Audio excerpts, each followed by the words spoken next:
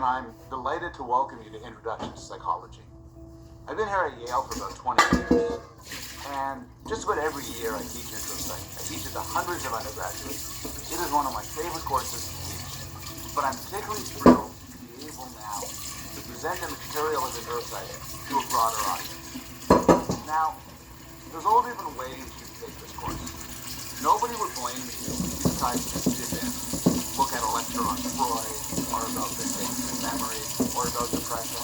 The lecture could be listened to or watched out of order. But what I would suggest, if you can, is treat it like a course. Sit with your laptop in front of you with a cup of strong coffee and a cigar. Take notes. Go through it bit by bit in the order in which it's given. Take the exams. The exams are not meant to be difficult. They are meant to sort of tap your understanding of the material as you go through it. Once you've done that, you could be said to have taken a course on Intro Psych. Then, if you want to move it up one level, you can do the associated readings.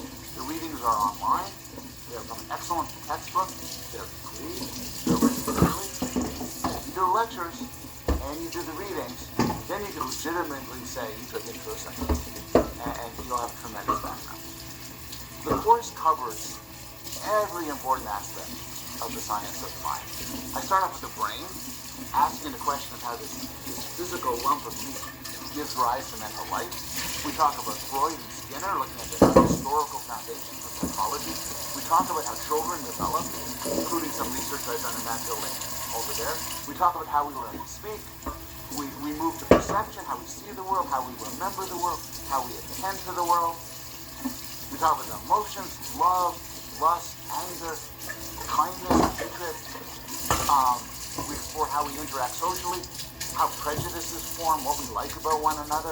We'll talk about differences, how we're different, why we're different, what this means for us. And we'll talk about clinical disorders, like depression, anxiety, or disorders many of you suffer from, and what causes them and what can cure them. And we'll end with an overview about happiness, what the scientific study of psychology tells us about how to be happy. I'm admittedly biased, but I think psychology is the most interesting topic around. So I'm delighted to have you take this course.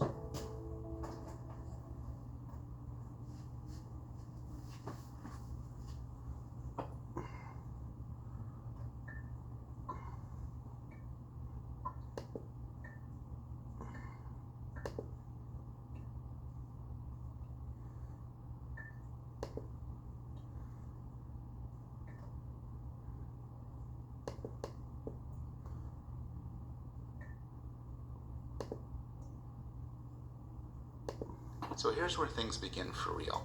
I want to welcome people to the course, and I want to welcome people to the first series of lectures, which is on the brain, on neuroscience.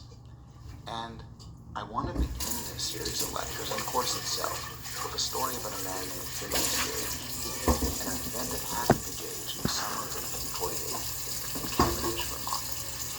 So Gage was a blasting foreman working on a railway construction project, and his job at the time was to clear away rock so that they could lay down tracks.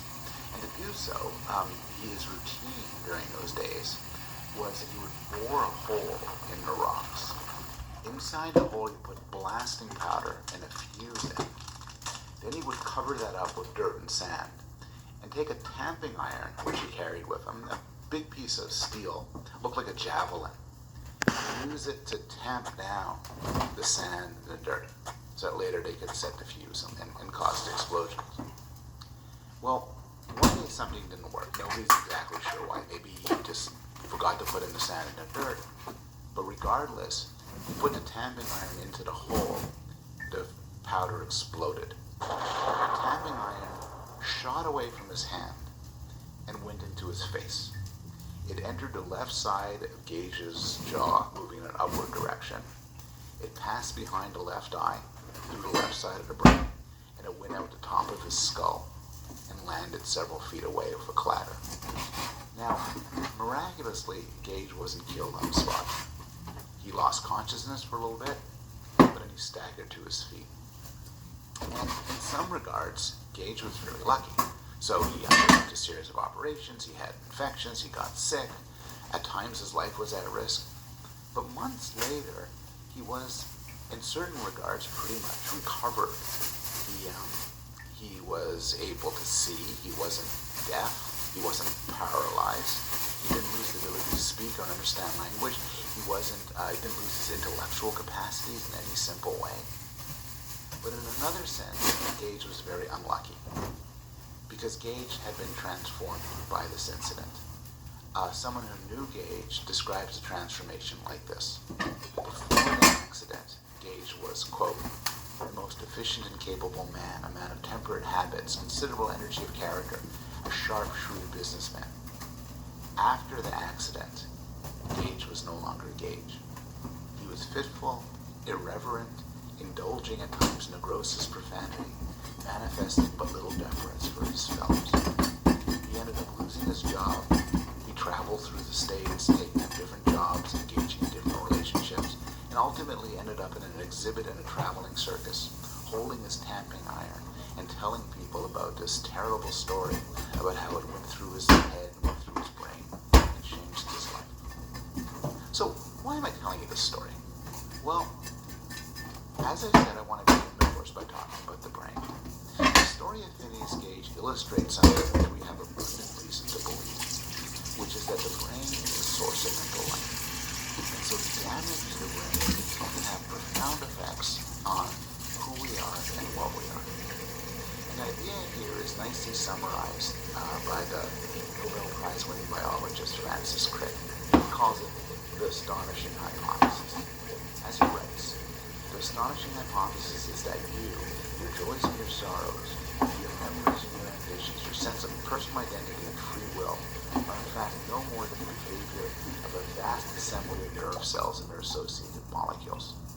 Now, this assembly of nerve cells is, of course, the brain and parts of the spinal cord. We're going to talk about the brain here. And the idea then is, as sometimes people like to put it, the mind is the brain, or that the mind is what the brain does, or the mental life emerges from the brain. The official term for this is materialism, that we are material beings. Everybody accepts that our arms and legs and our heart and kidneys are made of the same sort of stuff as rabbits and automobiles and cups. But the idea is that our mental life, what makes us special, our most intimate feelings and thoughts, also arise from these material things. And this is the idea that makes possible the discipline of neuroscience and much of psychology.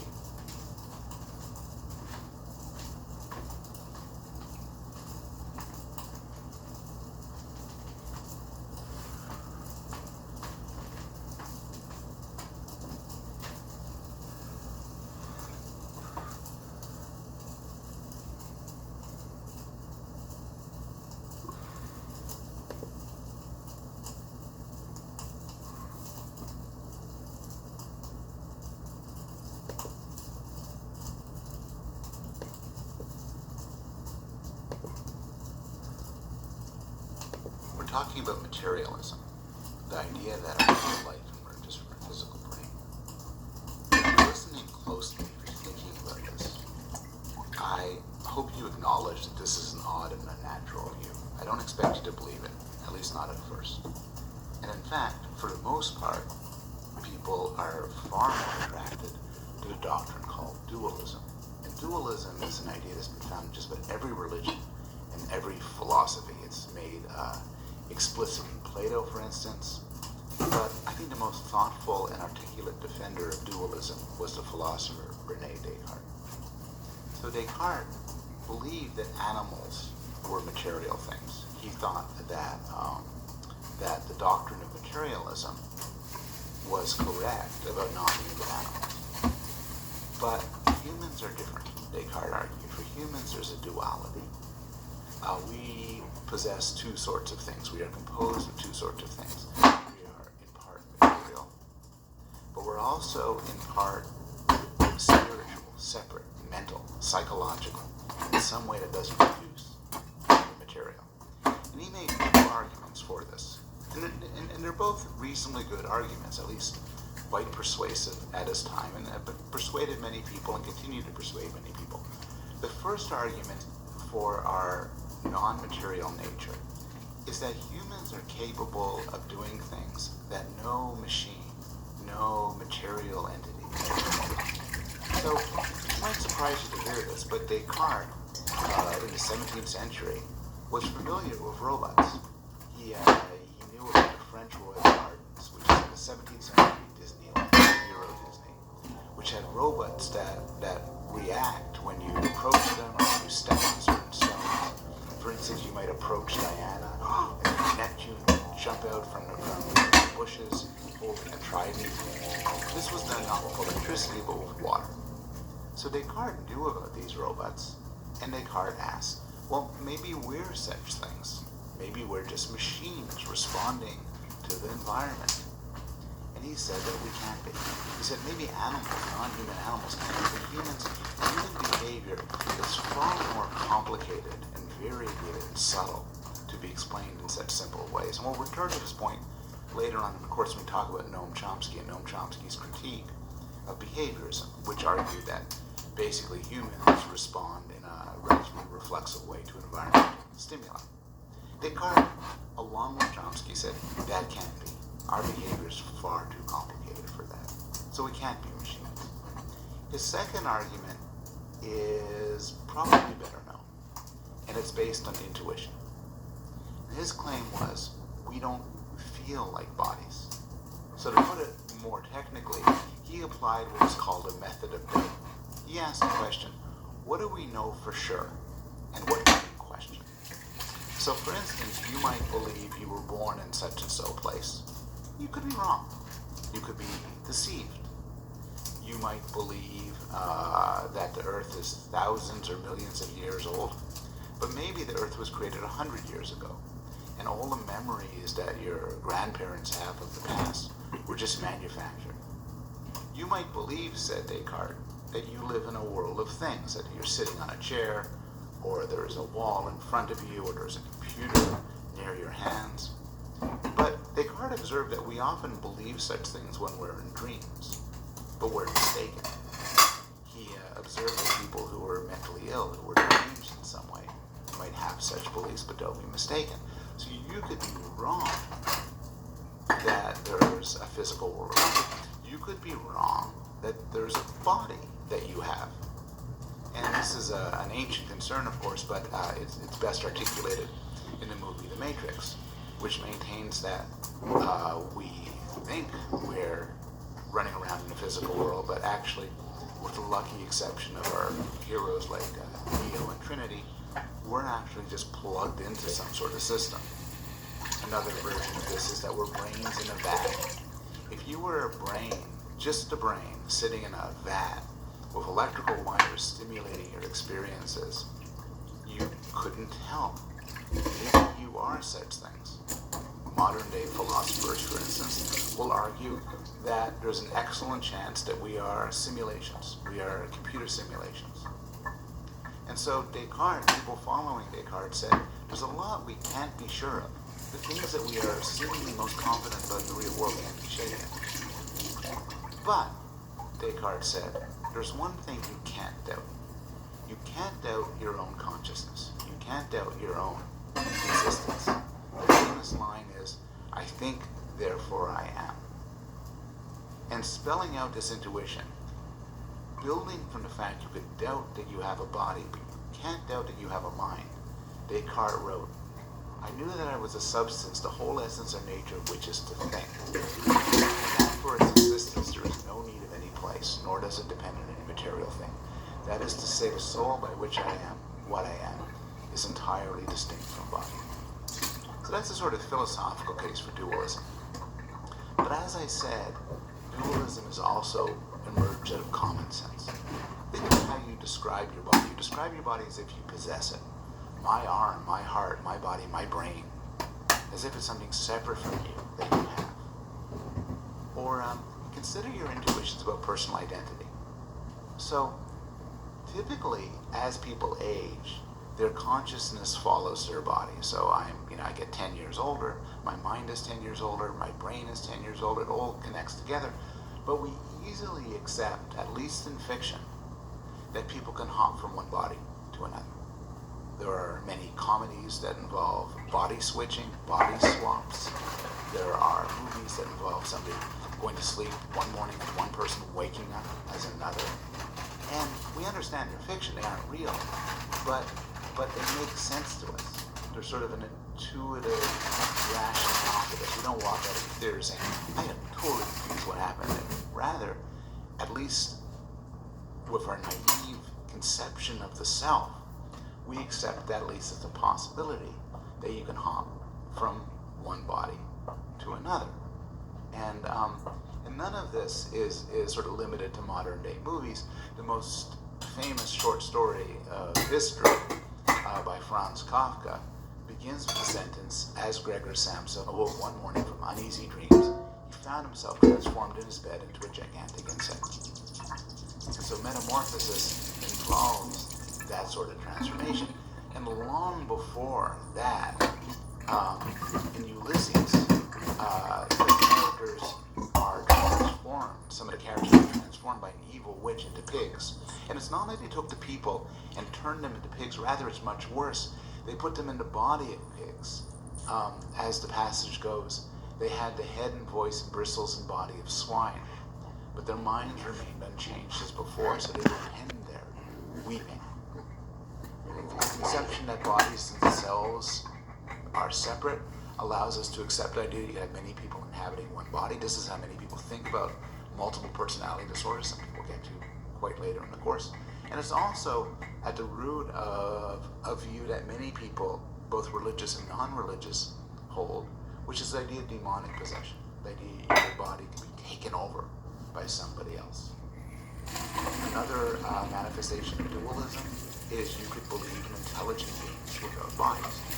Mind and body are separate, it raises the possibility to have one without the other. Claiming that a body is without minds, that's what a corpse is. But the argument goes, you could also have minds without bodies. And this is, for instance, what many people think about gods or angels, which is that they're immaterial beings that can think, that can observe, that can act, but they don't have physical bodies in the same sense. Finally, and maybe most important for people, the idea that of dualism, the idea that you are not your physical body, raises what must be for many an incredibly appealing consequence, which is that you could survive the destruction of your body. And in fact, if you ask most people, religious and non-religious, what will happen after your body is destroyed, the answer is not, well, I'm dead then. That's it. It's the end of things. But rather, the belief is that you can live on. Maybe you'll end up in some sort of spirit world. Maybe you'll ascend to heaven. If you're unlucky, maybe you'll descend to hell. Maybe you'll occupy some other body, as in reincarnation. But the idea is that the destruction of your body need not be the destruction of you, because you are not your body. And all of these beliefs, the beliefs about personal identity, the beliefs about life after death, about the existence of supernatural beings, about God, all rest, at least to some extent, on a dualist perspective. And so materialism, which says dualism is just plain wrong, is an audacious view and should be treated as such. You shouldn't just shrug and write it down. You should grapple with it. You should worry about it. You should either begrudgingly accept it or fight against it. So why are modern day psychologists and neuroscientists so confident that dualism is mistaken? Well, there are a few problems with it. One is that it simply doesn't help us explain certain things that need to be explained. Appealing to an immaterial world, to an immaterial soul, seems to duck certain questions that really do deserve an answer. So throughout this course, we'll ask questions like, how do we learn language? What do we find sexually attractive? How does memory work? These are questions about ourselves, about our minds. And to say, oh, it all happens in some immaterial realm, seems us hopeless when it comes to that. The second concern is that at the time, Descartes was correct to infer from the limitations of material things and physical things that we probably are not physical things. But by now we have a much better understanding of what physical means to do, which makes it entirely possible for many of us that we are such things. So I'm thinking, for instance, of computers and robots. For Descartes, the idea that a physical thing can do something as complicated as play a game of chess would seem ludicrous. But now, of course, we know that physical things, and if you're looking at a computer, you're looking at such a physical thing, can do exactly that. They can understand language, they can recognize objects, they can store things in memory, they can make inferences, and so on. Now, for some of these things, they don't do it anywhere near as well as people do.